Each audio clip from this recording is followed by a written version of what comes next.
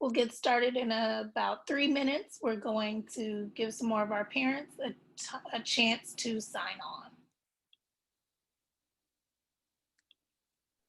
Hi, everybody. I hope everyone is doing well. We're going to see if we can get a couple more parents signed on.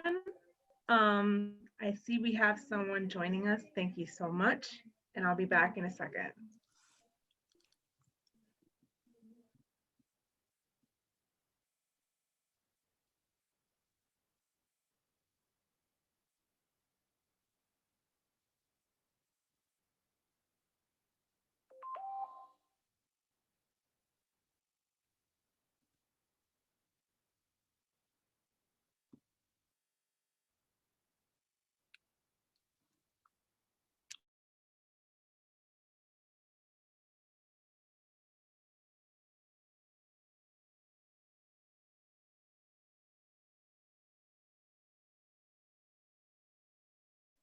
Hello, I see we've got some parents that have joined us. Hello, Miss Clemens. Thanks for joining us today. Thank you, son. I hope everyone is doing well. We're going to give just a couple more minutes to see if some parents can come on. Then I'll be sharing my screen and I'll start talking to you a little bit today about what we're going to be talking about. Please stay tuned. I'll be right back.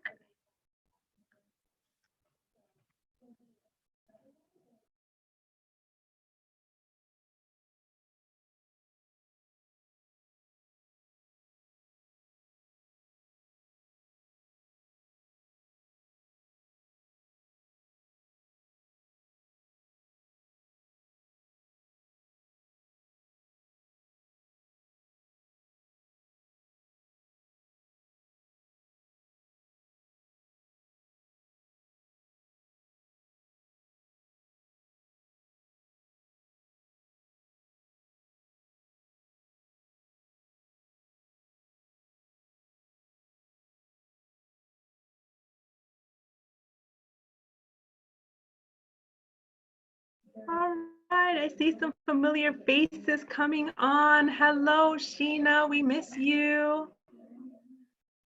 Thanks for coming on the call. All right, got some folks coming on. All right, I'm gonna go ahead and get started and talk to you a little bit about today's Cafecito. If you are a parent joining us for the first time, Cafecitos are our normal informal parent meeting that we have where we have coffee and we talk. And usually I share things that are coming up. Sometimes there's a formal presentation like we're having today, but most of the time it's casual. We're just talking and kind of, seeing what information the community needs, but also talking about normal parent stuff, like what you're going through with your own child, positive stuff, or stuff that you might need some input on. So for those of you joining us for the first time, welcome. Hope you have your coffee with you. I do.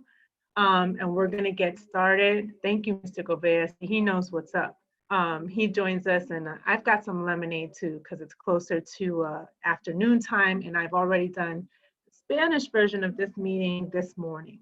So if you are joining us, I'm going to share my screen, and you'll see me pop up on the bottom of the screen while I'm presenting. Today's meeting is dedicated to sharing our next steps in the middle of this pandemic, because I don't think any of us expected this to go on for this long. Why are we talking about this now?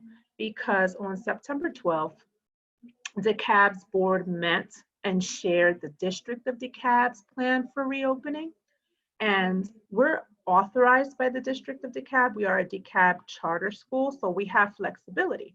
So for my parents, although we are somewhat dependent on DeKalb's plan because we use them for transportation and we collaborate with them for many things, as a charter, we have flexibility to customize what we do for our community. And that's actually super important at a time like this. So I've prepared a presentation This is the fourth time I'm doing this presentation, and there's a reason for that.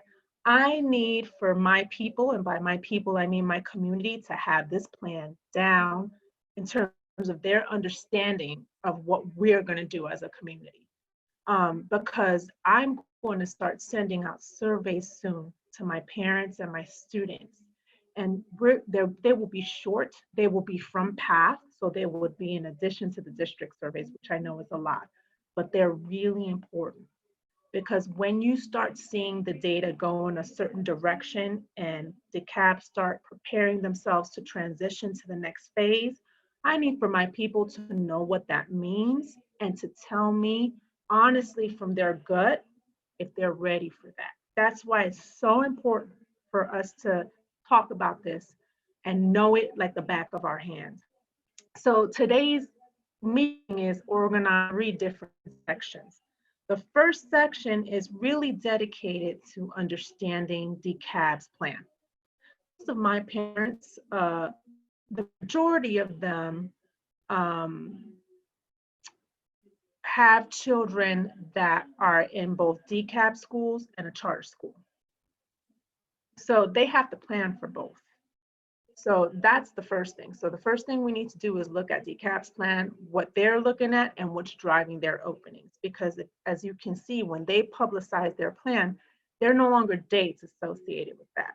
And I know that folks want to know when the kids are coming back to school, but the truth of the matter to that answer is we can't decide that until we look at the number of cases and determine whether it's safe. The other piece to it is because our transportation is tied to DCABs, we cannot go back to school. The earliest we can go back to school is when they do, if that makes sense. Because if their transportation is not up and going, we can't start school anyway. So those are important things to know. I'm going to go ahead. I see your question in the chat. That's as much as I can answer, Mr. or Ms. Garcia, up to now, because again, until that data starts to show us that it's safe for us to go back, until DCAB opens, we can't even begin to consider it because our transportation is linked to theirs. So I'm going to keep on checking into the chat, but I'm also going to share my screen so I can start my presentation to my parents. You'll see if your camera is on and you don't mind, can you just nod yes if you can see my presentation? Can you guys see that? Yes? All right, cool. So this is the opening plan. And again, I'm going to start by talking to you all about what DCAB is doing, because it's very important for you guys to understand what they're doing because it impacts how PATH is going to respond, particularly because of that point with the transportation. So this is a slide straight from DCAB's presentation. It's their decision-making guide. And as you can see, there are 3 different categories that they've organized their rate of risk in. The red, of course, is it's virtual learning. The risk is too high. And I want to settle on that for a second so you all can understand what they're looking at. And the next slide is dedicated to how you as a parent can find that data point whenever you want, because they are linked now on their website to the district website, the District Department of Health website, which tells you that information. But first, let's understand it. Their data point is how many cases per 100,000 people in the district of DeKalb. Now, we all know that there's more than 100,000 folks that live in DeKalb, but they're looking at that data point. How many cases per 100,000 people across a 14-day period? Because that's their data point as a district, that's also our data point as a school. So that's important. They are saying in this guide that as long as there are more than 100 cases per 100,000 people in the district of DeKalb, then that's a substantial spread situation, which is a red zone. And that keeps the district of DeKalb and PATH Academy, by the way, in virtual learning mode. Why? Because they've determined that it is not yet safe to have face-to-face or even hybrid instruction, because the rate of spread is too high. and that will put our children and our staff in danger. That's considered high spread. The yellow is considered moderate spread. And what they're looking for the phases that follow that rate are less than 100 cases, all the way down to 6 cases per 100,000 people. So once the cases fall below 100 per 100,000, and again, I'm going to share where you can find that data point, that is when they're going to start considering the phases that are highlighted in yellow. And I'm going to show that to you all in a second. And then there's the low spread category, which is green. That is when you have between I'd like to think one day 0 to 5 cases per 100,000 people that live in the District of DeKalb. Once we get to that point, they have phases associated with that as well. So that's the first piece that I really want you guys to understand, is how they're looking at that data. Now, this next slide is just as important. This is the number that we have as of yesterday, September 24th. We're at 119. Here's how you find it. At the bottom of this slide, there is a link or a website address. It's not a live link on this presentation, but that link takes you to the Department of Health's website. And if you scroll down, there's a part of it has a map, and it looks just like this. This is a screenshot of it. And because it's not easy to find the District of DeKalb, I've gone ahead and highlighted it for you. It's on the other side of this arrow. Once you hover above that with your cursor on your computer, it's going to reveal a white box like this one. And that tells you the numbers for your district. And as you can see, it's 119 numbers as of yesterday. If you go on today, it could be the same, it could be different. So that puts us in a red zone for now. But that's the number that they're going to be looking at when they start discussing whether or not they're going to consider transitioning to the next phase. Now, at this point, I want to say that DeKalb has their plan, which covers an entire district. That district plan too. So those plans have some things in common, but those plans are also different. Why? Because our plan is for 368 students. We're a very small and intimate community, and we'd like to think we know our people well. So we intend to use our flexibility and the data from these surveys that we send you guys to make the right decision for our community. And I'll be talking about that and how important that is, because the plan that I'm sharing today on behalf of PATH is very much a draft and cannot be finalized until my parents talk to me and my staff as well and tell me this is where we're at. And we all know that according to the number of cases, particularly according to the number of cases in your local community, that can change. The level of comfortability with coming back face to face could be high 1 second, but the instant that there's a case of community spread, especially if it's close to you, it changes your mind about it. It changes your level of preparedness for about it in terms of how you feel about sending your child to school. That's why we're sending more than one survey, and we'll talk to you about what that looks like. But for now, I want you guys to know where to find the information that the district is going to be looking at. The next slide is the district's actual plan.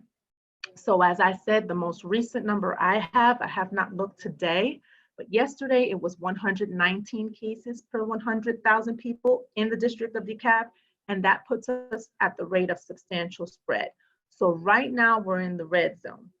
I'm going to go through this with you guys and tell you how DeKalb is looking at the rate of spread and what method of learning they are proposing for that rate of spread.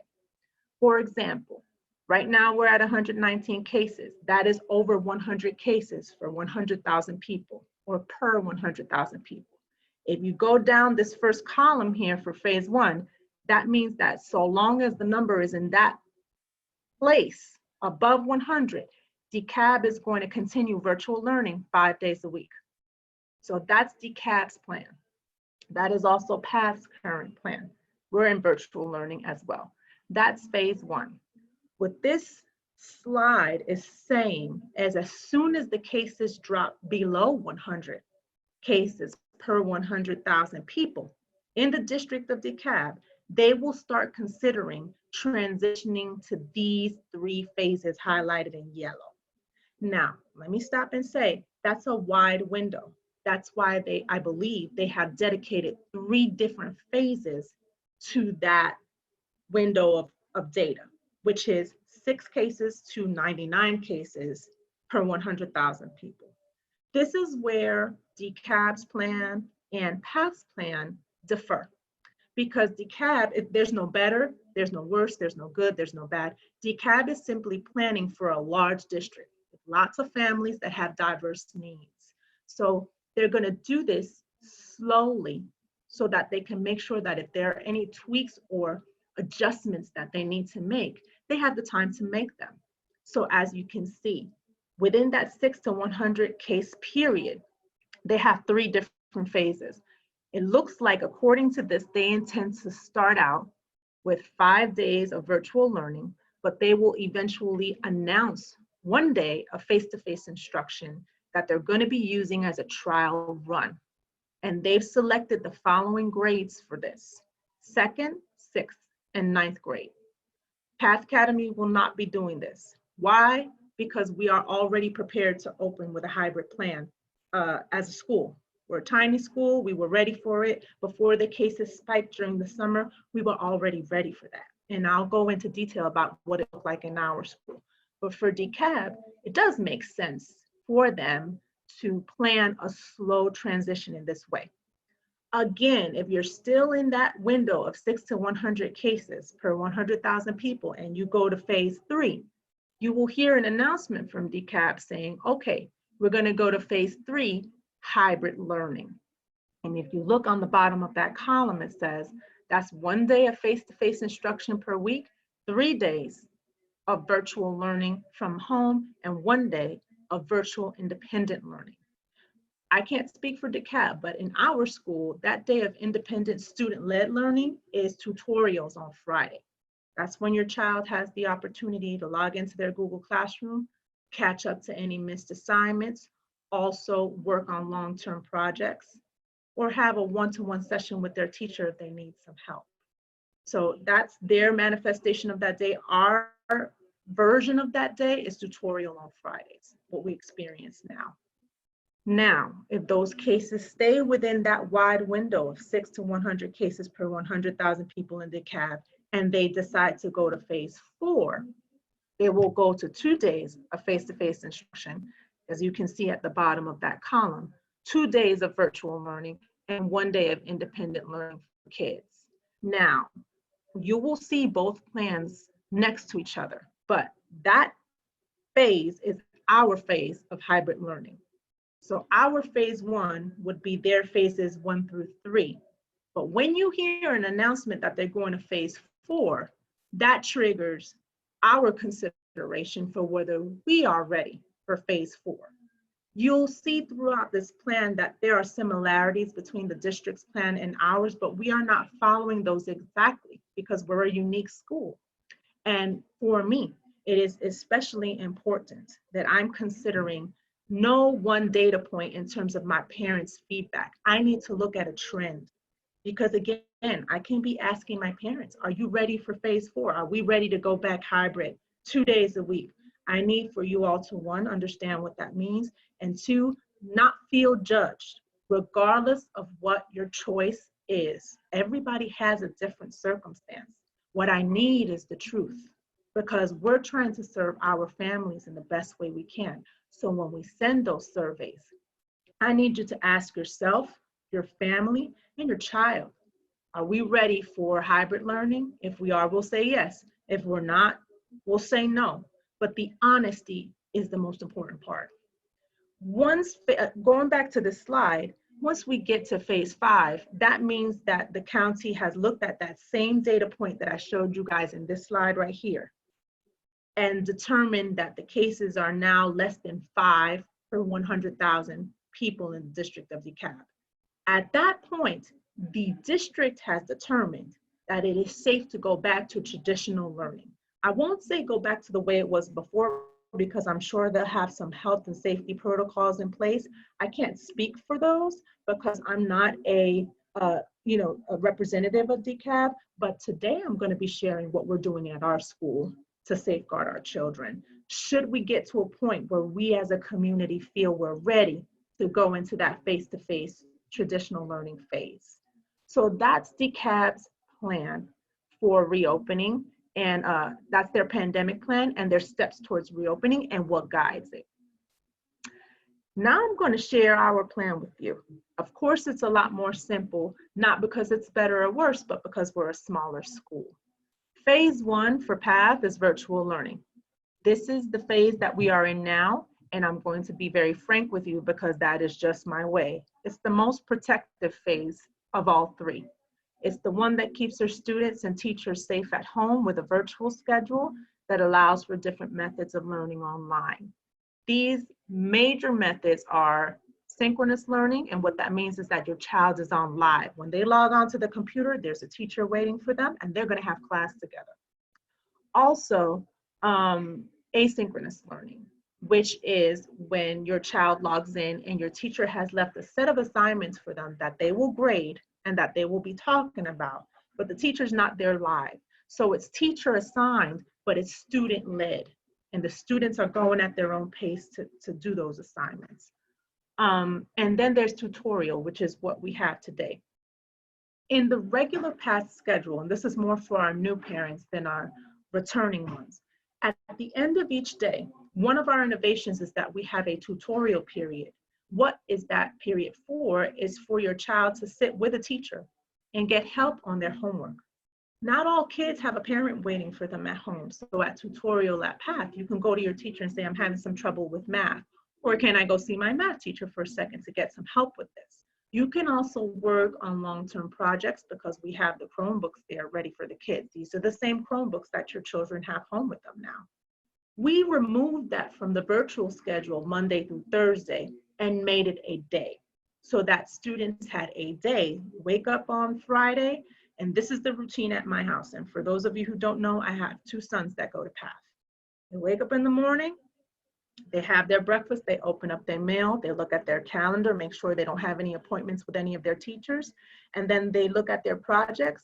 And to be honest with you, we look and see if they have any missing assignments. We go into Google Classroom, go into the to-do list on the left-hand column, we look at missing, and if they have gray assignments there, that means those assignments aren't done. The cool thing about tutorial is, for me as a mother, I don't have to have a heart attack that you missed your assignments, because that's what tutorial Fridays are for. I just say, hey, you got some missed assignments here. We have to make sure they're done by the end of the day. And that takes that conflict with my child. Oh, you didn't do your work. Why didn't you do? It takes that out of the way. That's why we made it a day and not a period, because we figured it's a day where kids can go at their own pace and make sure they're on point with their assignments. That's what tutorials are for. So that's the virtual learning phase. Phase 2 is hybrid learning. I'm going to show you just one example of what this could look like on the next page. But the hybrid phase 2 for PATH is phase 4 for the district. It's 2 days of face-to-face learning and 2 days of what we call asynchronous, which is teacher assigned, student led. And then that 1 day of tutorial, which will most likely be a Friday. Why 2 days and not more? Doing the 2 days a week allows us to split our school population into 2 groups. I'm always straightforward with you guys, and today is no different. It is impossible to socially distance in our school with all of the kids in our school. I'm not going to lie to you and say that we can, because I cannot magically make our classrooms bigger. But what we do have control of is how many kids are in a classroom at a time and how many kids transition in the hallway. So by splitting our kids into these 2 groups, we can accomplish social distancing. And I can be honest with my parents and say, this is how we're keeping kids safe. And you'll hear a little bit more about that. So however we do it, and you'll see an example in the next slide of what it could look like, your kids will be in school 2 days a week. They will have their Google Classroom and assigned assignments, just like they do on Tuesdays and Thursdays, 2 days a week. And then all students will have a tutorial on Friday when they can again go back in, take care of any missing assignments, have some one-on-one sessions with their teachers. And then of course, our phase 3 mimics the district's phase 5. Phase 3 is a return not to the way things were, because we can't ever go back to that. We're going to have to put some safety protocols in place anyway until there's a viable vaccine for COVID. But it means 5 full days a week of learning face to face. So that's PATH's plan for reopening. I want to take a second and thank the parents that are posting in the chat. Thank you for doing that. I'm going to get to your questions once I get through the presentation. Some of them I'll be able to answer today, and I can see them popping up, so that's good. Some of them we'll be answering in a later presentation, but I'm going to try to get you as much information as possible in today's presentation. So here's an example of what hybrid learning could look like at PATH. Let's say I have a child and they're in group A. Then I know my child is going to school on Monday and Wednesday, and they are doing asynchronous work on Tuesday and Thursday at home, and that they will have a tutorial day on Fridays where they can be at home catching up on work or working on long-term projects. So I know I'm bringing my child to school with their teacher on Mondays and Wednesdays if they're in group A. And for those of you who have more than one child in the school, there are ways that we can accommodate you if you prefer for all of your children to go to school on the same day, because that is a realistic logistical issue for a parent.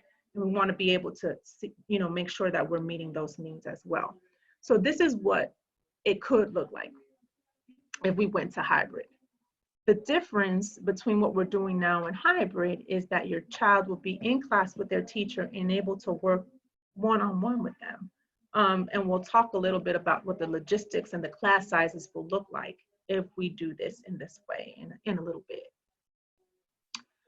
So this slide shows our plan in concert with the district's plan. And this is important because, again, the larger majority of our parents have children in traditional DCAB schools and at PATH. So I want to know as a mother, if I have a 9th or 10th grader in Cross Keys, how is that going to work with them following the district plan and my 7th grader at PATH? So this might help you do that. And for those of you who are watching this, this is being recorded, my presentation, in case there's parents that weren't able to make it and need to see this information again. So as you can see in the slide, phase 1 covers phases 1, 2, and 3 of DCAD's plan. So we will stay in virtual learning as long as they're in those 3 phases. But there's another piece to it, which I'm going to be discussing in the next slide, which will be really important that we are doing different. Once you hear the district start looking at that data point and talking about a transition to phase 4, that will be our time to consider whether we're transitioning to phase 2.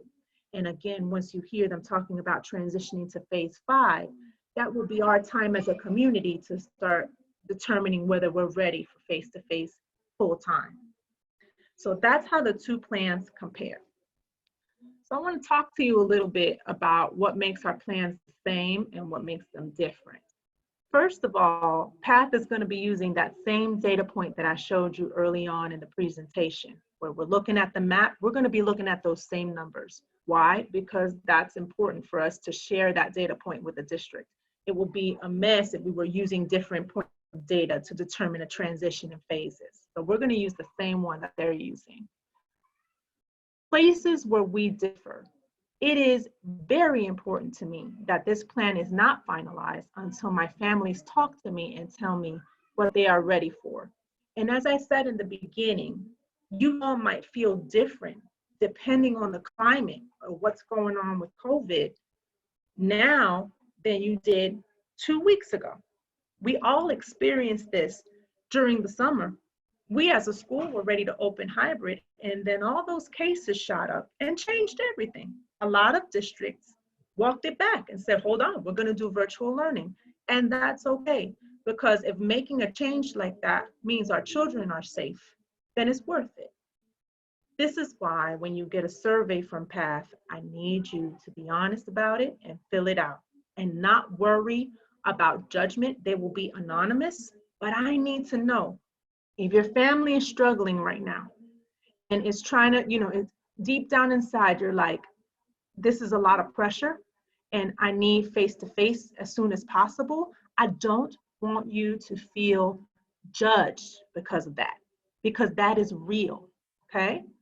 And if you are a family that is doing okay with virtual learning or making it work, or some of the resources that we're providing are helping, but you know you have a high-risk child and you are afraid to send them to school, we need to know that too. That's really important. No one can learn and no one can teach if they are afraid. That's why we need for folks to take this anonymous survey and tell us the truth. So that's what this second bullet is about. But the third one is perhaps the most important one. As a school leader, I had to ask myself, am I protecting my community at the maximum capacity in my decision making? And there was one thing that I felt would give me what I call grace in making that decision. And what we decided to do was to ask for our families for 2 weeks grace to trail DCAB's decisions to transition to the next phase. What does that mean? If DCAB, for example, is deciding we're transitioning from phase 3 to phase 4, we are deciding to trail 2 weeks behind them. Why? Because that allows us to see if everybody's okay upon their return before your kids go back to school. If there is a spike, if there is a case of community spread, if there is an issue with transportation that needs to be worked out, those 2 weeks give us enough time to make a decision that benefits our children without putting them in harm's way. So that is something that we would like to do. It allows us to plan. It allows us to assess. It also takes a little bit of pressure off of the district's transportation system because our children will be lagging behind by 2 weeks. So I asked myself, what's the best way? I don't want to ask my families for too much. I don't want you all waiting a month behind. But 2 weeks, 14 days is just about the time that if there's an issue of community spread, generally, that's the amount of time it takes for symptoms to manifest. So if there is something, a pivot, we don't want any child to get sick. It doesn't matter if they go to PATH or not. But this allows me to feel a bit more confident about our kids going back, and also allows for the district to make whatever adjustments they need and our kids to be at home while those adjustments are made, if that makes any sense. So to me, the biggest difference about our plan is, again, following the district's lead, but lagging behind by about 2 weeks to make sure that if there's any detail we couldn't consider, we can address that before our kids are out of the house and on their way to school. Last but not least, there will be a virtual option for families at PATH until we have a vaccine, for a very simple reason. I cannot ask a parent, I have an asthmatic child, she is in kindergarten for her first year this year. We are signed up for virtual learning with my district, which is Fulton. She's 5 years old, I can't risk her catching something. And we're gonna try our best to protect her. And I wouldn't ask you to do anything different with your child. So that option will be there until we know that we can get a vaccine and make sure we can get whatever's going on with this pandemic under control. The last part of this plan is dedicated to sharing with you all, should we consider to go back, what are the things that we're doing to protect your child when they're in our school building? Some of those things I have answers to. Some of those things, for example, transportation. We'll talk a little bit about that, but I can't make you any promises with transportation until I meet with them, because they control their method of transportation and we buy that service back from the school district. But that doesn't mean they can guarantee us to do transportation the way we want. So I have to meet with them about that. But I want to share a couple of preliminary things that are important for you all to know. Then I'm going to start going into the chat and seeing what folks are asking and answering some questions. So safety protocols. For our newer parents that weren't here last year, but our parents that were with us last year, remember this. Before we shut down on March 14th, about mid-February, I hired 2 additional people to bolster our wellness team, which is our team that does cleanup and disinfects the school during the day. What this allowed us to do is, originally, we always had 3 times where we disinfect during the school day. But this allowed us to put that time up. It was the beginning of the day before the kids got there, in the middle of the day, right after lunch, and then at the end for the next day. We do the deep cleaning. This bigger team allows us to do that 5 times a day. Can we do a deep cleaning 5 times a day? No, that's not what happens. But what does happen is those bathrooms and high touch areas are sanitized and cleaned in the beginning of the day. Right after the kids get to the school, you'll see Maricela going around with the spray, sanitizing and disinfecting all high touch areas. And then we let them dry, just like they do in they say in the instructions. We use Lysol and we try to get Microban as well. And we've been purchasing that bit by bit during the shutdown. We never stopped putting those orders in, so we can accrue a good amount of cleaning supplies before places start to run low. So whenever they're available, we've been purchasing that.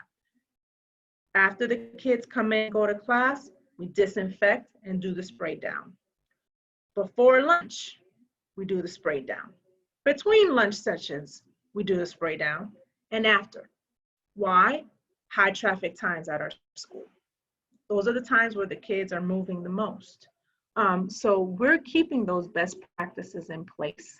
The only difference would be the first phase we would go to would be hybrid, and it will be half of the kids that will be in the building, but we will still be functioning as if the building had all the kids in it.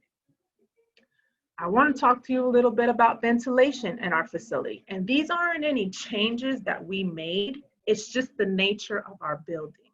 Some newer buildings, it depends on what building it is, either has windows in some classrooms, but not all, or has no windows in some classrooms. That's not the case at our school. There's only one classroom in our school, the ESOL classroom on the 2nd floor, that does not have any windows. This does not guarantee anything, but this works in our favor because we get all of the windows open and allow for ventilation in the classrooms. The other big difference between our building that's different from other buildings is that other buildings have an HVAC system which runs the air, be it cool air or hot air, throughout all of the classrooms. Our system is different. Each classroom in our building has its own heating and cooling system, and when you walk into them, you can see them right above the smart boards. So does that mean that the air in one classroom stays in one classroom? No, it doesn't. But it does mean that it doesn't circulate in the same way that these newer HVAC systems do. And then the last thing we did, again, not in preparation for this, because who would have seen this coming, but we just installed touchless water fountains, which have indeed made a huge difference, even when we were just trying to solve for flu season before this whole COVID thing happened. These are touchless water fountains, and they have a bottle filler and a regular water fountain that you do not have to touch to use. And of course, that cuts down on a lot of, places that could be high touch that now don't have to be because they're touchless. A couple of other things. It is mandatory and has been since the pandemic started to wear masks in the school, even if you are a guest. If you're trying to figure out how to get one for your child, we already bought reusable masks that can be washed with the laundry for all of our children. Every single child has at least 2. We have this covered already.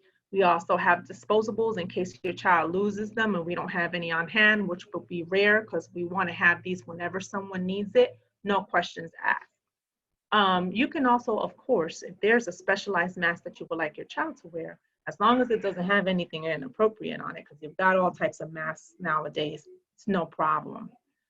Social distancing measures. Again, splitting our kids in half allows us to have class sizes no bigger than 8 to 14 children. That allows for viable social distancing in a classroom. Now, when the kids transition from one class to another, takes a little more strategic planning. We would have to do that on a staggered basis so that not all the kids are in the hallway. Why? Because if we're making all these arrangements to keep them socially distanced, we're not going to cram them together in the hallway. That defeats the purpose. For those of you who haven't seen lunch at PATH, it has always been small. We have a huge cafeteria. We never put, except for morning circle, more than 90 some kids in it. So that's what we're gonna be doing to keep everybody separated in the cafeteria, again, by splitting the classes in two. I mean, the whole school population in two. And then the virtual learning lever is also an important part of DCAB's plan. In small writing, and I'm gonna go back to that slide really quick, on the bottom of DCAB's plan, it says the district may revert to a previous phase in response to COVID-19 outbreaks and health guidance. What does that mean? That if that number that I showed you guys in the beginning goes above 100 again, they have the right to revert back to virtual learning. So do we. If we ever have a case, and right now we're working on more nuanced examples, more specific examples of an outbreak, because there's obvious ones, like God forbid, we have a staff or student that is positive. And okay, we're ready for virtual learning. Everybody has their Chromebook that we're gonna quarantine for 14 days to protect the community. But there are other more nuanced examples, like maybe we have, and this has happened before during the shutdown, where we've had a family member test positive, but maybe 2 out of 5 are positive. The rest have consistently tested negative. And what do we do for that? We want to be able to have a virtual learning lever for that child to recover, because sometimes you're asymptomatic, which we've had kids call us and say, hey, I'm positive during the shutdown, but I'm asymptomatic. Can I get started on some of my summer packet? Or can I get some of my work? That has been a reality for us too. So we always have that option of virtual learning to offer to our community. This is my last slide, and then I'm going to open things up for the chat and stop sharing my screen, because it will be basically just for me to take questions. This plan, of course, is a draft. Community input to me is vital. I have 368 kids. A lot of people say, wow, it's nice. You know, the last virtual meeting, you have 53 parents. That is nice. I'm thinking about the 311 that aren't on. That's how I think. Everybody, every family is important to me to know what they're thinking about. So that's important. A couple of things. This plan, this is the 4th time I'm presenting it. The first time I presented it was to our leadership team in the school. They've been discussing it with their teams. The second time was at our staff meeting. And the third time was this morning for our Spanish Cafecito, which those are ongoing virtual calls. Usually we have them in person at the school. I'm also having a staff meeting later on today, and that will be the 5th time I present this. Why? Because it's very important for me to know and be confident that when we hear DCAB say we're announcing one phase to another, that you guys know what that means, okay? We're going to be surveying you guys. It'll be a short survey. Please excuse the frequency of it, but that is also important. And of course, once we have properly introduced the plan, we'll be sending that survey out. Our board is going to meet with any proposed revisions, and those revisions are going to be coming from some of the feedback we get from you guys, okay? That's going to happen on October 21st. So with that said, I'm going to go ahead and look at the chat and see what's going on here with some of the feedback that we're getting from our lovely parents. Thank you to those of you who have logged on. I can see you now. And I'm going to go into the chat and say, all right.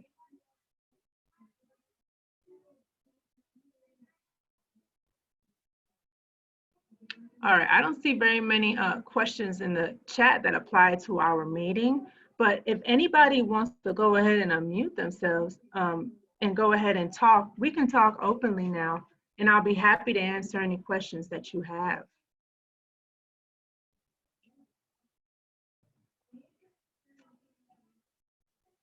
If not, I just want to say again, we're recording this meeting. We value your feedback, and we thank you for sharing your thoughts. If you can't share them now, or you don't want to share them now, I'm always available at any cafecito that we publicize at our school. All righty. Well, thank you for attending. We appreciate you guys. I think that's it. Mr. Gobea, do you have anything that you want to add? Yes. Hello, everyone. Mr. Gobea, I'm the counselor at the Capas Academy. For those who don't know me, I just wanted to welcome you. I know this is hard times, but we're doing it together, and we're here for you guys. And I just wanted to I'm going to put in the chat my information. Please, if you want me to talk to your kids, send me an email and let me know what days work for you, so I can set up those appointments. I don't want to just contact your kids without you knowing that I'm talking to them. So please reach me. I'm also gonna give you my phone number, so you guys can also call me. And the only thing I wanted to share with you is to start with your kids by setting a structure, schedule, structure, and for both days, the days that they are connected and the days that they are not connected. I know Mr. Clark already told you that we're going to have several meetings like this, which I'm so excited. We're so excited. We like to talk to our parents. We like to reach to you guys, and just to put ourselves there for you, so you guys can use us as a tool, because that's what we're here for. All right. So I'm going to go ahead and put it on the chat, my information. So just feel free to send me an email and just contact me. Thank you so much, Ms. Clark, for letting me say this. No problem. Thank you, Mr. Gobea. I appreciate you. I know Mr. Gobea has been hard at work meeting with our kids and having sessions with them to make sure that this period is not stressful for them, but we know that it is. And we're trying our best to make sure that we meet their needs. If there aren't any more questions, I'm looking at the chat. Thank you, Mr. Gobea, for posting your contact information. Thanks to our parents for logging in today. We appreciate you all. We appreciate you choosing us and sticking with us through this. And I look forward to talking to you guys again. So you take care. Thanks a lot. And you guys take good care.